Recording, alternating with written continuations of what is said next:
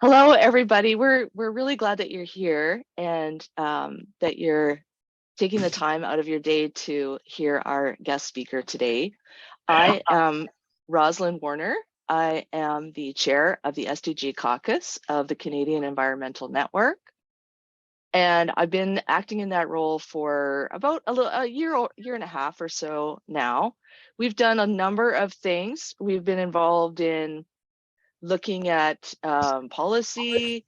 We have 4 themes that we're mainly focusing on, which is activism, multi-level dialogue, and knowledge exchanges and learning. So obviously, one of our key focuses is the SDGs. We're now halfway to 2030. We believe in the veracity of the SDGs. And the fact that they represent the aspirations of the world, I think, is something that really, really motivates me. I'll start out today with a brief opening and land acknowledgement on behalf of RCEN, and then we'll be moving into some general introductions. We have a small group, so if you feel like it, after the opening, maybe you could just say a little bit about who you are and where you're coming from. And then we'll be moving into our speaker, and we'll have time for questions and announcements of any events that you might have going on in your local community that you'd like to share with a national organization like RCEN. So on behalf of RCEN, we wish to acknowledge the land on which the Canadian Environmental Network operates. The country, now known as Canada, is located on the territories of the many Indigenous peoples of Turtle Island. We're grateful for the opportunity to live and work on this land and strive to do so in a spirit of respect and reconciliation. Just yesterday during Earth Week, we've had a series of events here in the Okanagan, and we had an Indigenous knowledge keeper come and share her ideas about the land acknowledgement. And one of the things that she really drove home was, a land acknowledgement comes from the guest, right? It comes from it should never be given by an Indigenous person, because it is absolutely, it's like if you invite someone over to dinner, and then the person who invited you is acknowledging that, and she says that's not correct. So the welcome should come from an Indigenous person, right? That the land acknowledgement should always come from the visitor. And so I took that to heart and really recognized that. So maybe what we could do is just a quick round of introductions. Perhaps we could start with the RCEN people. Cass, you want to say a little bit about yourself? Sure. So my name is Cass. I'm tuning in from Unama'ki, Cape Breton in Nova Scotia. I recently started with RCEN. I'm also involved with the Nova Scotia Environmental Network. But I started with RCEN back in September, involved with communications and outreach, and now I'm working a little bit more with the caucuses, which I've been really enjoying. So that's a little bit about me. Maddie?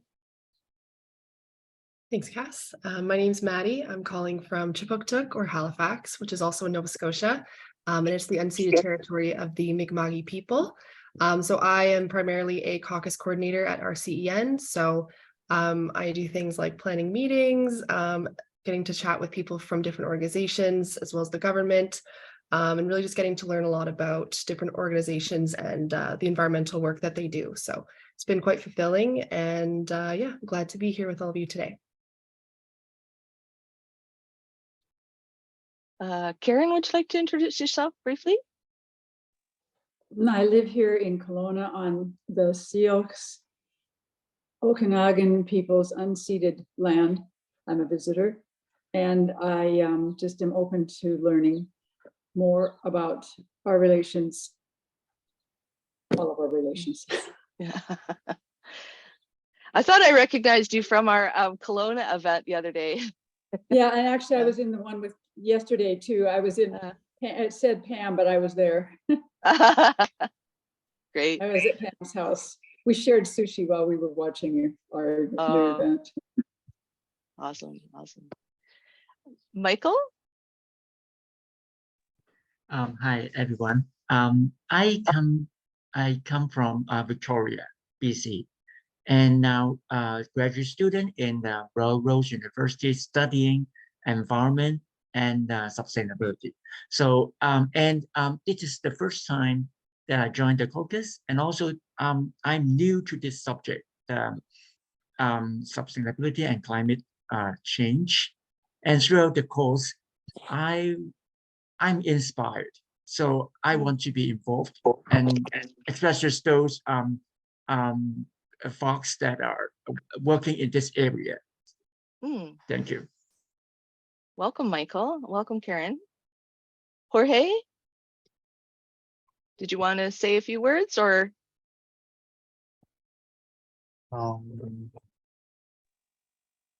Hi, can you hear me? Yes. Hi, well, my name is Jorge. I'm a student from Ontario Tech in Ontario University. And yeah, that's pretty much it. Oh, awesome. Thank you. Welcome. I have Clausen's S. Hi, sorry, I joined the meeting a little bit late. I didn't realize that it was the Atlantic time zone. So, so I'm Sarah. I currently work as a co-op student for Canadian Wildlife Service. So I was just doing a 4-month co-op there. I live actually by the Great Lakes. So I live near Goderich and Bayfield. So that's near Lake Huron. And I'm just excited to learn more. Oh, welcome. Great to see so many students here. And then Lindre.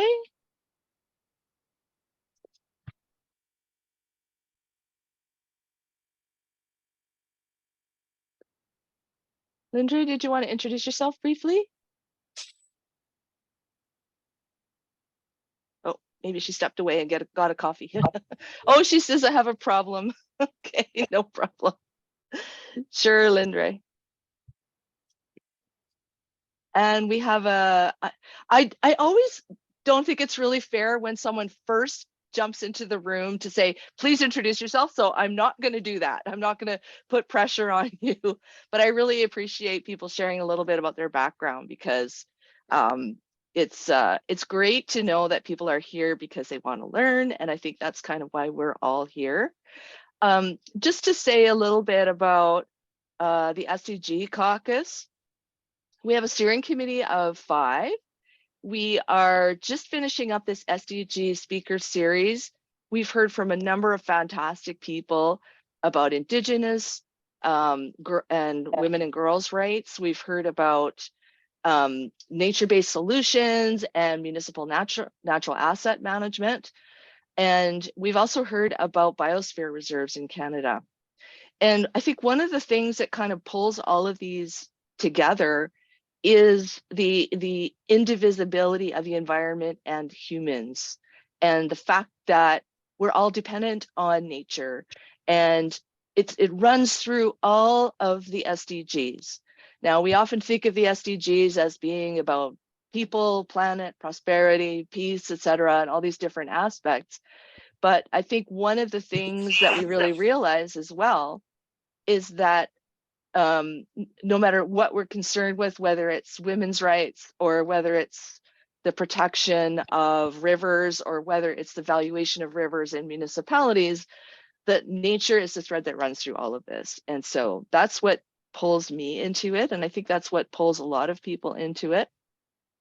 Thank you, Lindre. Lindre is introducing herself in the chat, but she says she's really interested in conservation and sustainable development policy.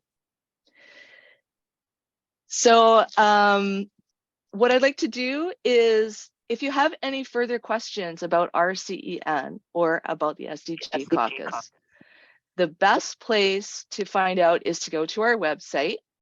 And we have a number of materials on the website available, including for last year, we submitted a policy recommendation document when the government was doing consultations on the sustainable development policy.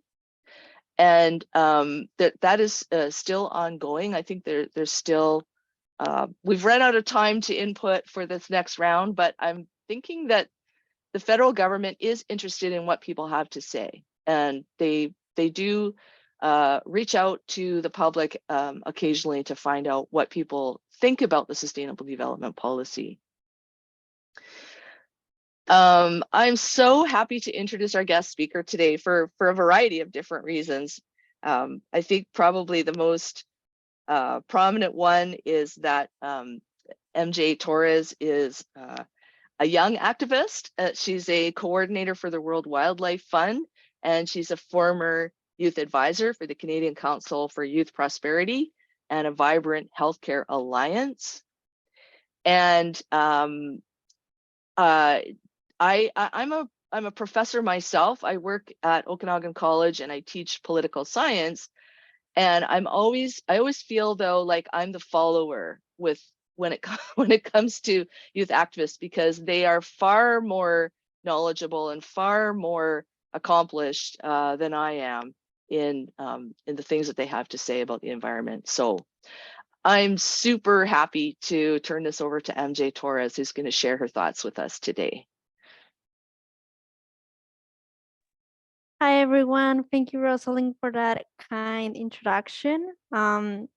As Rosalind just said, I'm MJ. I work as a coordinator for the World Wildlife Fund.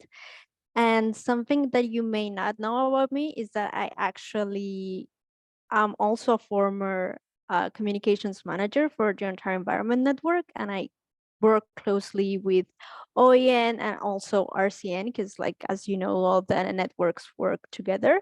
So that's also really cool. I'm gonna share my screen now.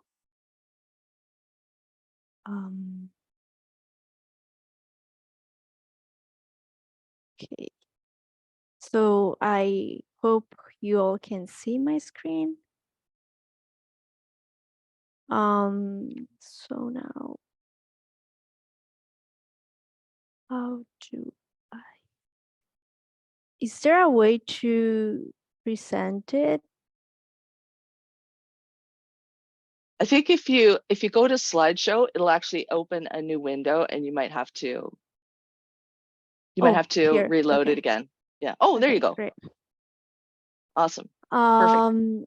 So for the first part, I always like to do an icebreaker. And I really like this icebreaker because sometimes we are so busy with work, or I know that there's a couple of students here, so like with school, that we don't take a moment to kind of like acknowledge how we are. And I think it's also kind of like funny, because sometimes it's not only we're happy or sad, we can be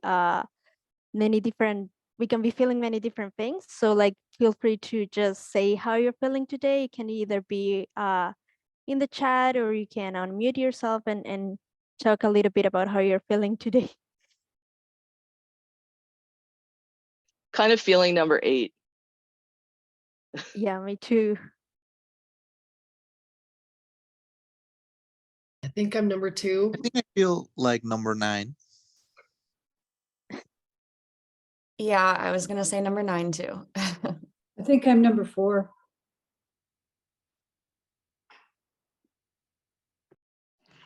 Oh, I think I'm number 2, because I have done something for my daughter this morning, achieved something, and this feels good. That's really good to hear. Has everybody has a chance to share how they're feeling today?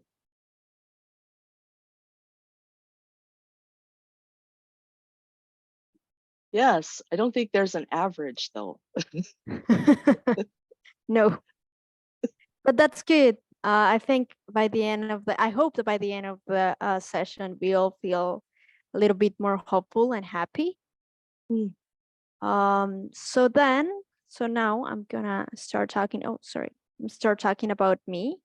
So this is me. I'm MJ. I'm originally from Colombia. This is my favorite place in the entire world, which is a small town called Villa de Leyva. in Colombia. It's still a colonial town. They haven't changed absolutely anything from the 1800s. As you can see, everything's still in stone, and it's also a very cool place because they had found a couple of fossils, like dinosaur fossils that they found on site. And as you walk through the stone roads, you can also see fossils. So like it's kind of like very nice because it's like an old town, but it also has like that nice feature. As you know, I work as a coordinator for World Wildlife Fund. But today I'm gonna talk about something very important and dear to my heart, and that's my climate justice project, which I decided to do because when I moved to Canada, I realized, like I moved to Canada because I wanted an environmental career, and I made that decision because I knew that I wouldn't have the same opportunities in Colombia in terms of that specific area of work. And I have found the opportunity to share and be more knowledgeable about that international cooperation and development aspect of climate change and environmental solutions. So now I'm gonna move on with about my journey with the SDGs. So in 2019 was the very first time I heard about the SDGs. I had a summer job at Niagara College, which was where I studied. I did an environmental management degree at Niagara College. And I had a summer job there. And then a Colombian delegation, a university from Colombia came, and they asked me to help them with translation and facilitating some of the workshops they were doing. And one of the workshops was about the SDGs, and they were comparing progress that Canada had versus Colombia and how they could collaborate together in terms of like achieving that 2030 goals. And I just fell in love with them. Like they were very idealistic. I think it was the very first framework where all the world kind of like came together and decided. And as Rosalind was saying before, like it's like a framework where we all, like all the world wants to be there, wants to achieve that. So, and they were also so flashy and full of colors, and I think that's very appealing too. And then that led me to do a climate change action plan for Niagara College in 2020. So then I helped them have that action plan also aligned with the SDGs, because we also talk about how important it is for higher education to play a key role into like the SDGs and a more sustainable future. Like they are in charge of like creating the future people that will work in the world. So like even if you study something that has nothing to do with environment, like business or even health, well, like health has to do with environment, but like something that seems like unrelated, it's important to find a way that it's related, because it could potentially affect your work in the future. Like if climate change, because climate change affects everybody. So then if you are a lawyer and then you can't do your job because of climate change, like it's something that universities and colleges should address. So I work on that for Niagara College. And then in 2022, I was accepted in a program called Youth Champions Program. And that's where I was able to deliver my climate justice project. And this project specifically had to be related to the SDGs as well as international cooperation and development. So I'm gonna jump a little bit about what I did.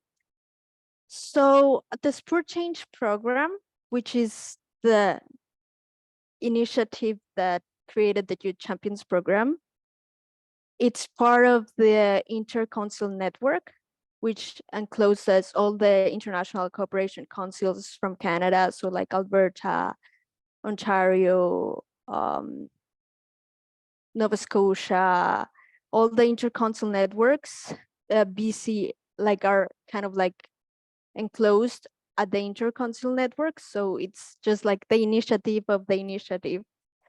So that's how like the whole background information. And then what I decided to do was I created a platform where people could share their stories about climate change, because I realized that you don't have to be a scientist, or you don't have to be like someone that knows a lot about climate change to know what it is like.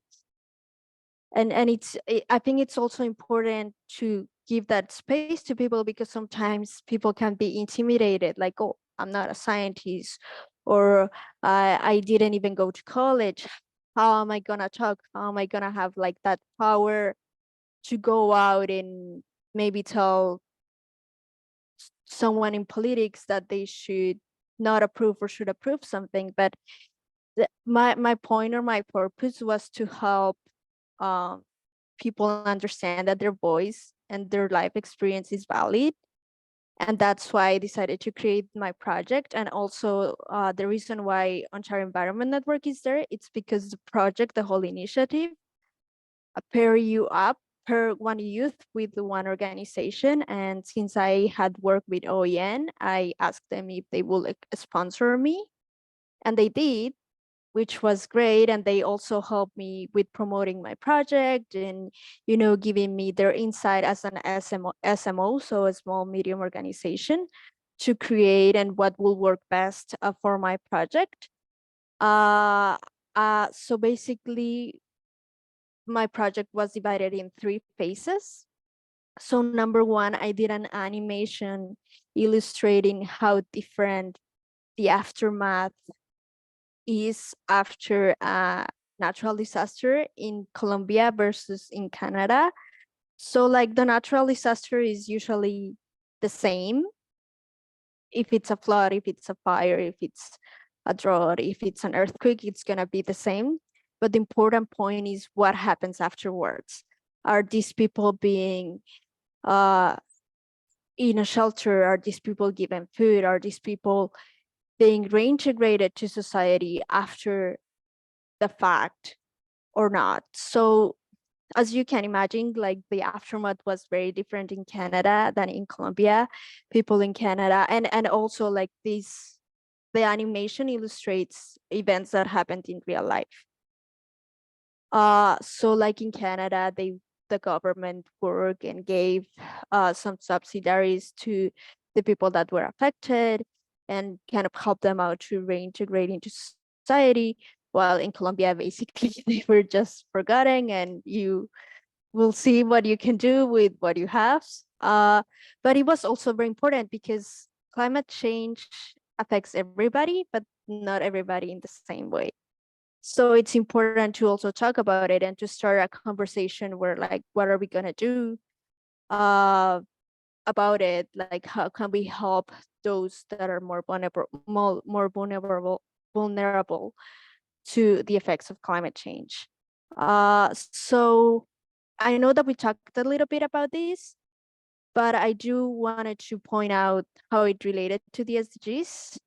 So for me, the biggest SDG is reduce inequalities, because I believe that with equality, people will have access to good health, education.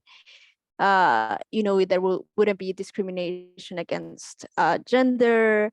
They will have access to water, food security, and also I put goal 11 there because I think that it also encloses all these environment goals.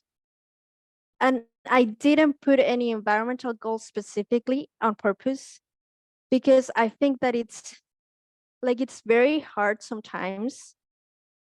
Because if you think about it, like the SDGs say, okay, we need modern cities and like good infrastructure, but then it means that you probably will have to cut out a forest, right? Because that's kind of like, I know it's like that at plain sight and it's way more complicated than that, but at the same time it's like how are we gonna have like modern cities if what we consider modern, it's actually not eco-friendly?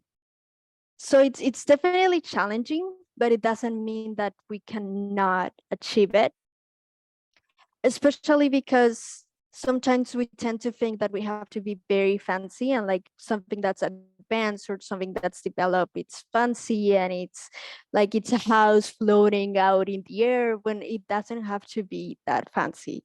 I had the amazing opportunity to go down to the Amazon rainforest, and as you can imagine, it's a very humid place.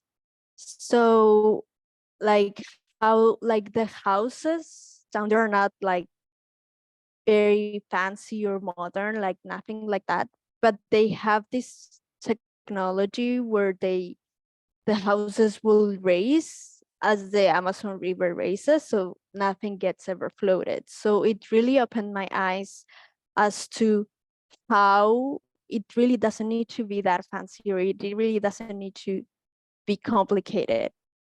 And also like living in Canada and being from Colombia, I realized that it's so important to work together, because we need to, you know, listen to each other. And it's not about like you being a developed country versus developing country, but what are you doing that it's working well for you that we can use. So in terms of like climate change, if you know, we can use the places that have extreme weather, either if it's like very cold or very hot, what are they doing? How are they adapting? Or what are the technologies they are using? So then when we face like these extreme weather conditions in other places, we can go and say like, hey, this other place use this technology, so that we can integrate it to our place as well. Because you know, when I was thinking about what I was gonna say, I realized that the day I had to plan my project and submit it to Spur Change, my grandpa died. And he lived in this city that it's very, very hot in Colombia. And the day he died, it was raining, like very heavy rain. And because in this place it doesn't never rains, everything got floated very fast. So I was just thinking like, oh my gosh, it made everything way more dramatic. But then it also was way more dramatic because they didn't have the infrastructure for rain, because it never rains. So then it's a thing where we could use another place where it rains a lot, like for example the Amazon rainforest, and then integrate that system that they have to this other place. And then I really wanted to put this quote from the World Bank, because again, it's what we are talking about. This place, like my grandpa's hometown, got flooded because they didn't have the appropriate infrastructure. Number one, because they're more vulnerable, like where he is, it's not that developed. Where he was, it's not that developed, but also when you don't have the infrastructure to face a natural disaster like a flooding or an earthquake, you're gonna be more impacted by that. So that's why it's important to, I believe, like to create this system where people are going to be safe and have infrastructure, but it's also like that collaboration and international cooperation between countries and people to, you know, share their strengths and weaknesses so that we can actually achieve the sustainable development goals. Because it's at the end of the day, we are all in the same planet, and climate change is gonna, you know, it's affecting everybody. So we really need to put like our effort, each one of us, to make it better. And it's and not only that, but it's also kind of like, even if you think that you are not contributing, or that are like, oh, I'm a lawyer or I'm an artist. What does it have to do with climate change? It has to do everything, because you can actually put and you can actually contribute to the cause as long as you believe it. Like I know one climate activist in BC. She's an artist and she says like, I have no idea about the science behind climate change, but I draw my feelings, how I feel about climate change. And as you know, last year there were a lot of floods in BC. So actually she started drawing how she felt about the floods, and that helped her to that through that climate grief. And also she ended up selling her work, and she inspires others to, like, you know, it's a good way to express your feelings and how you feel, because sometimes, like, you know, we can't help it. Like obviously we can't control nature, we can't control weather. So you know, it's and that's helpful, because again, like some people are think like, okay, I can't do that, and it's actually contributing, and it's also creating that momentum, and it's showing you that it's part of the movement. I also wanted to share some resources. So here it's my project, and it has the animation that I was talking about. I also shared the Spur Change link. And there's this program called the Climate Reality Project, which is a climate change course that I did in 2021. And it was very cool because it talked about the science behind climate change, like what is climate change, why is this happening, but also the social aspects. So that's where I really came to that understanding that about the disproportional effects of climate change. So I think it was a really cool course, also because it's only 2 weeks, and you get to have conversations after each class. Like I think it's only 2 or 3 classes, and you get to have a conversation with other people taking the course at the same time after each class. So it's really cool. And I also put disaster by numbers, which was something that really helped me when creating my animation, looking at how many natural disasters have happened and whether they were in developing nations or developed nations. And because as we were talking, like it's been increasing every year, the number of natural disasters, as well as I share a link about an SDG Academy. So if you want to explore and maybe read more about how they were created or what it means, each of them, you can also do that. And then now it's time for questions. Thank you so much, MJ, for sharing that. I'm still seeing your screen, but I'll just wait and see if there are any questions.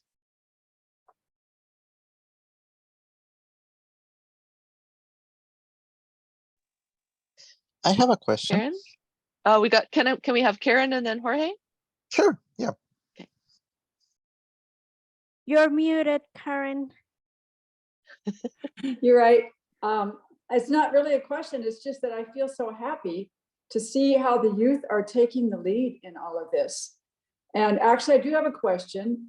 How do you think we can convince people, governments, that we need to adopt a simpler lifestyle in our more developed countries, and that the economy isn't everything? I mean, I understand there's a need for jobs, people need to eat, but I think there are a lot of us that could simplify our lifestyles and make more available for others. So how do you think this could be like communicated to governments in general and to people so that they would elect, you know, governments that would do something in this respect? I feel that it's very important to be relatable, because in my experience, like I decided to do an environmental career because I felt that like it was very unfair. Like how could people go and destroy nature and what's wrong with them? But then like if you go all aggressive, you're not gonna get many followers. You'll need to be relatable. So it's like, right now we're struggling with food and water because natural disasters, because there's climate change, because to make it a little bit more relatable.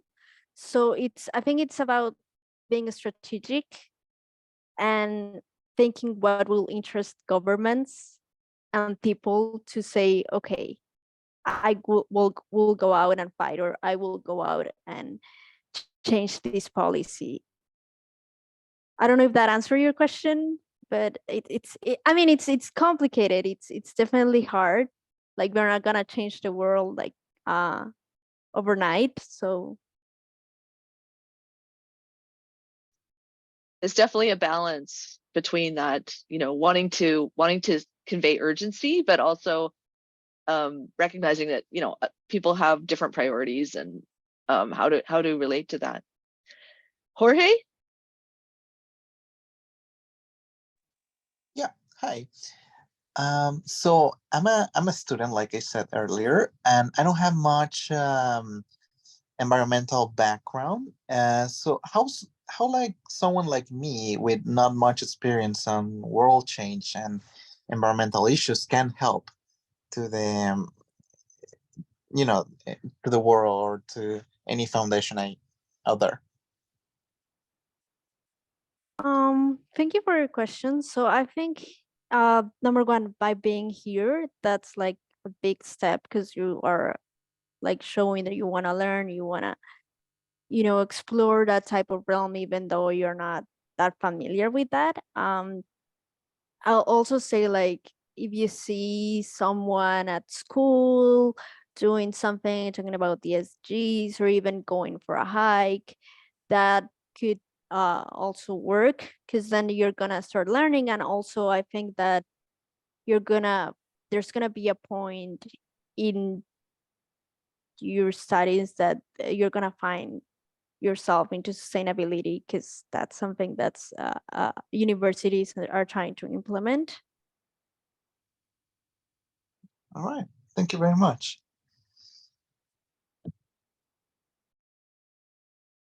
Anybody have any other questions or comments? Or Maddie? I have a question.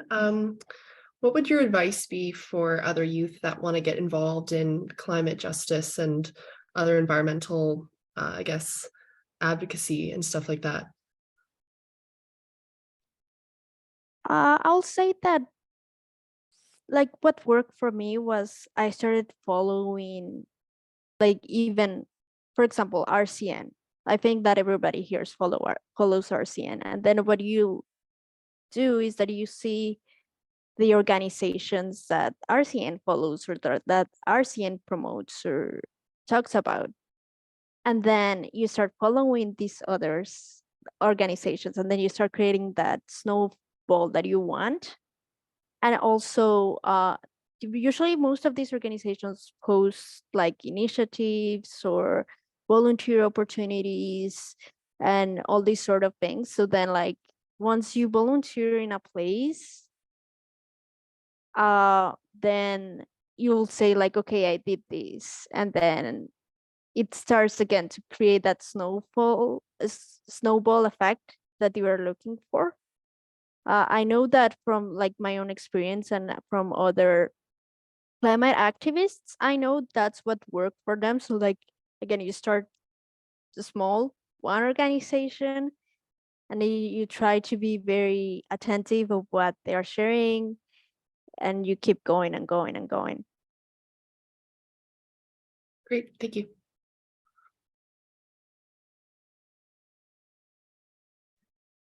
I was really intrigued by so much of what you said, but especially the sharing of stories of people who were affected by a disaster, and how it's different in a wealthier country compared to a country that's relatively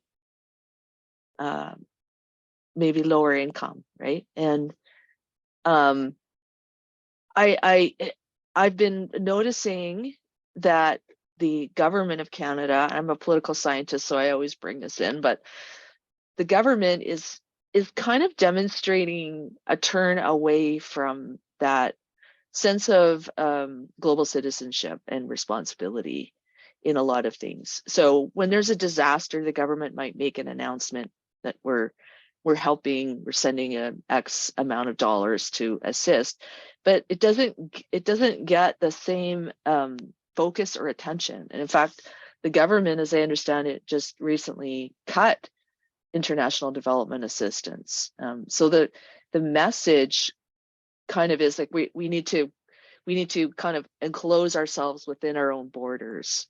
I mean, anyone who looks at climate change will say that, number one, that's not really possible. I mean, we're all, like you were saying, we're all part of the same planet here. And those stories, I don't know how many ordinary Canadians really hear or get a chance to be exposed to stories of people who are really experiencing the effects. And would that lead Canadians to think differently? Maybe if you could share a little bit about what response you've had to your project. You know, have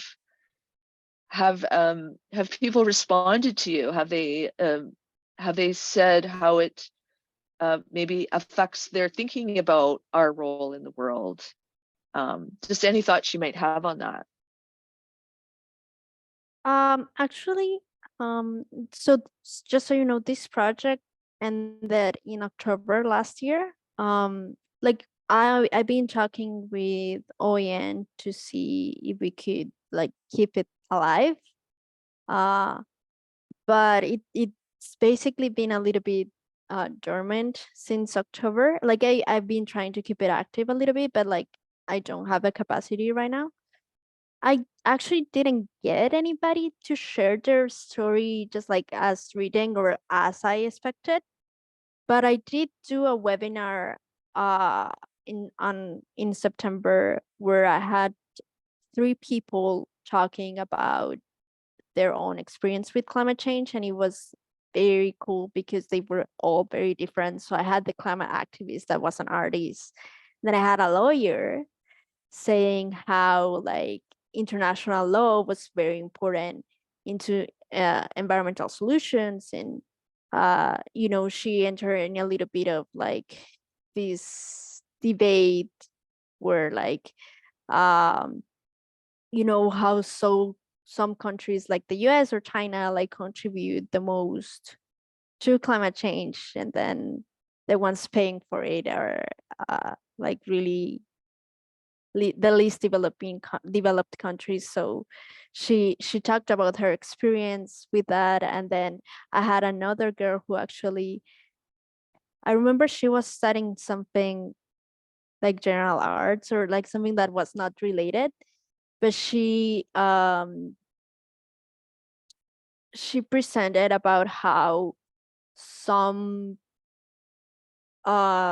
like ordinary people were complaining how indigenous people did their like some ritual with seals or something, and that how that was wrong because they were killing the seals, and like how could they with climate change and environmental, and it's something that was part of their culture, number one, and like that's really not the main contributor to climate change. But my point is that she, for example, she had nothing to do, but she had a story to tell. So like for me, I think it's, and I had a lot of people that have like the same idea or the same initiative where it's like, hey, just like talk about your experience with no compromise. It doesn't need to have like a huge background or anything.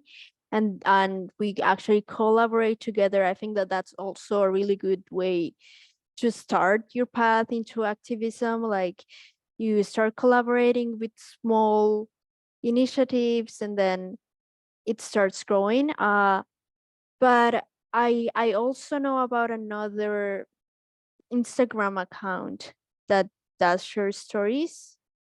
But But yeah, I do have some people reaching out and saying like, hey, this is cool, or asking questions. It's just a little bit sad because it had like a time restriction and a budget restriction, but it's still out there and I'm still getting like people reaching out, so that's good. Karen? Well, I'm confused in a lot of ways because it seems we have stories in BC. Okanagan is climate change central. It gets so hot here in the summer. We have smoky air all summer. And in further west, we had flooding. I didn't experience the flooding because we're here in a dry, hot climate. During the heat dome 2 years ago, I think it was 2 years ago, the 600 people died because they are not prepared for that kind of heat, especially in Vancouver, where often they don't have air conditioning and they have these really tall buildings. And they don't have air conditioning because they don't expect, it's just like you were saying, MJ, they don't expect to have such heat. And so it seems to me that we do have the stories, we know, but it doesn't translate to voting. Like the Green Party can't really get a lot of traction in BC, except on Vancouver Island, it seems. And in Kelowna, for sure, I can vote Green all I want to, but it'll never get anywhere.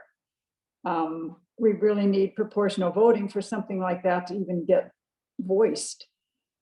So I don't understand. It seems like we have people that we are looking at certain things, but not registering it as a cause or as something that we could change.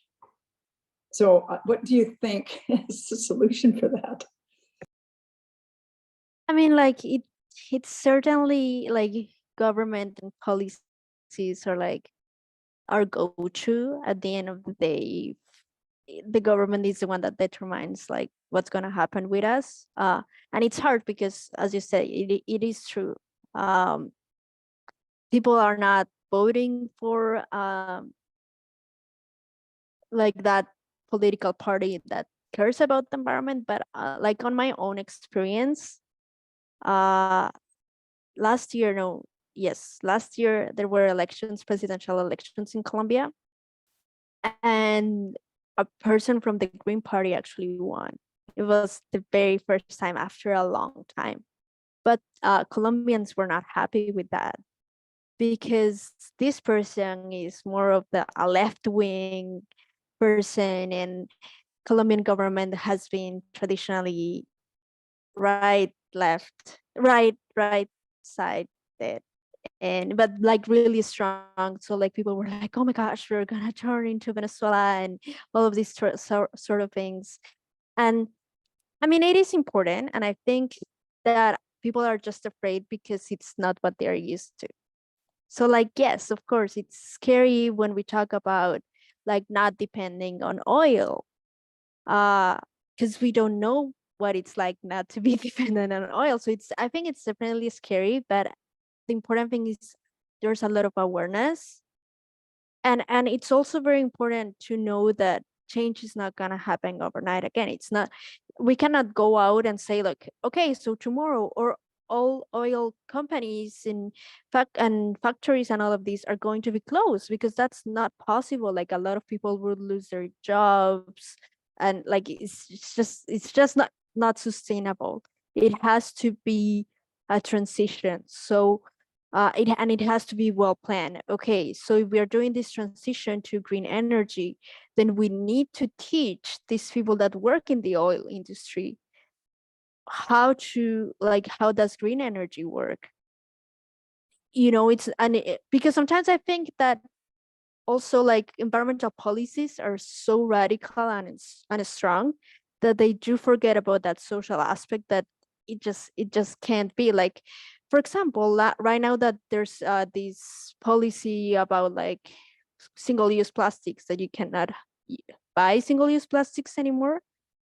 As you know, I was a youth advisor and I help people with disabilities, and people with disabilities were not happy about this, because sometimes people need straws because they have a disability, and like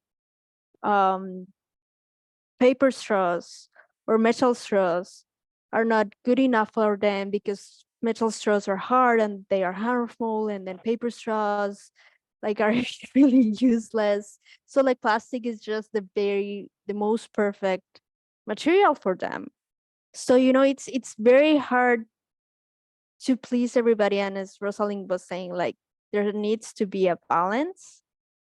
But I think that as long as you are doing what you need to do and contributing, you should feel good about yourself. And like, because you are doing all these things, you're gonna meet people that are doing all the same things. And then that's gonna start building that community and network, and that's really helpful too. Thank you so much, MJ. So true, so true. Michael? Yes, I like that example about the straw. It hits me because I haven't imagined that paper straw or the metallic straw doesn't fit the disabled. But my thinking is, as there are lots of new innovation in the material we use, I think someone can advocate for the disabled about their special needs, especially when we are talking about climate justice, because usually the vulnerable people are most hit by climate change. And also, many of the climate action or climate solutions do not take into consideration of the vulnerable people. So there are solutions, but not fit them. So I think that's a very good example to advocate. And I know there are some available solutions there other than the steel, the paper straw. There's some other materials out there, but it just takes time for people to voice out their need. Yeah, thank you for your example.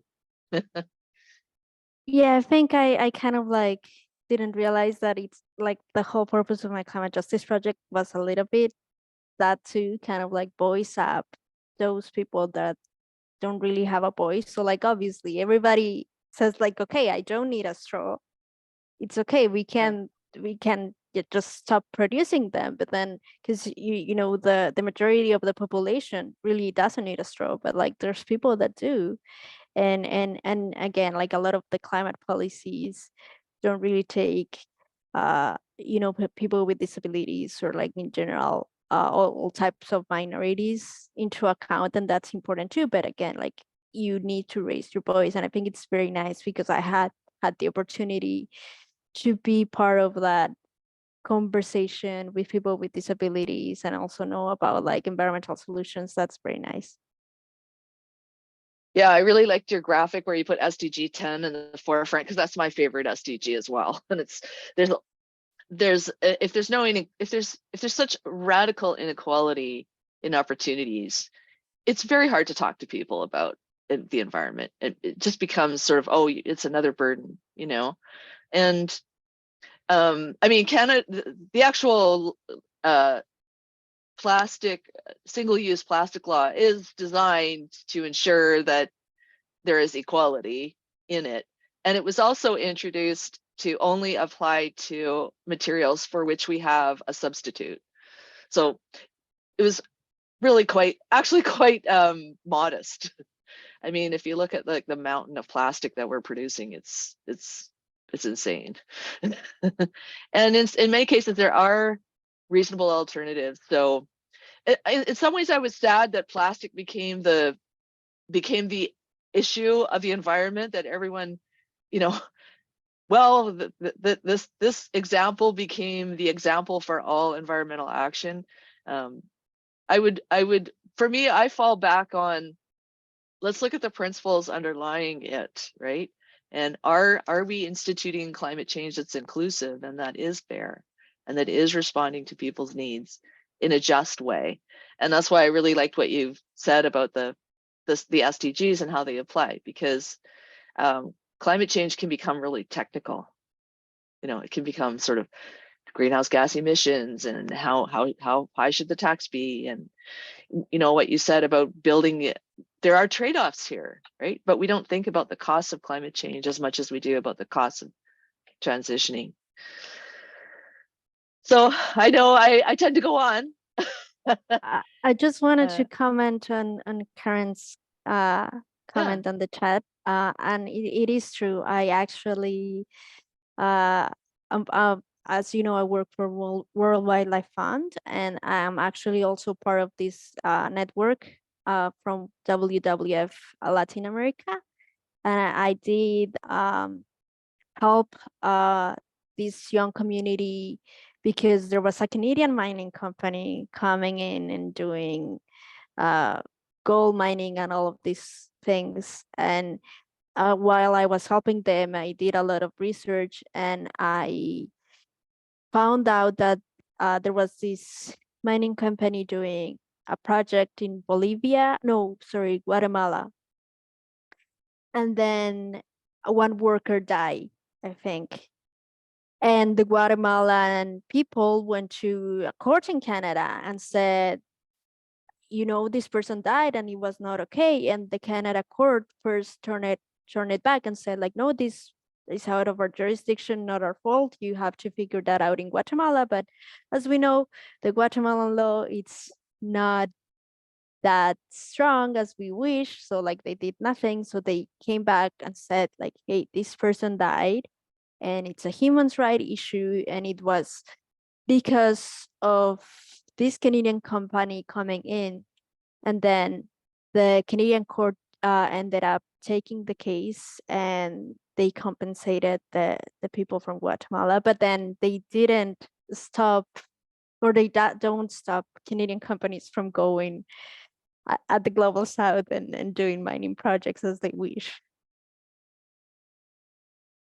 exactly. Exactly. I think I'm going to kind of draw it to a close there. If there's any other short comments or questions. The only thing, so this actually is the close of our SDG speaker series. We started back in January, and so we've been coming all the way up to April. The only thing I wanted to put a little information in the chat was that an organization called the Tamarack Institute and SDSN Canada has an event coming up on April 25th that I wanted to share with you. We have Tara Campbell of the David Suzuki Foundation who's going to be speaking. So for more information, either look at Tamarack Institute's website or SDSN Canada, which stands for Sustainable Development Solutions Network, and check their website for information about that. So it's part of the localization community of practice. Happy Earth Week, everybody. And thank you so much for coming today and sharing your thoughts with us, MJ. I really appreciated it.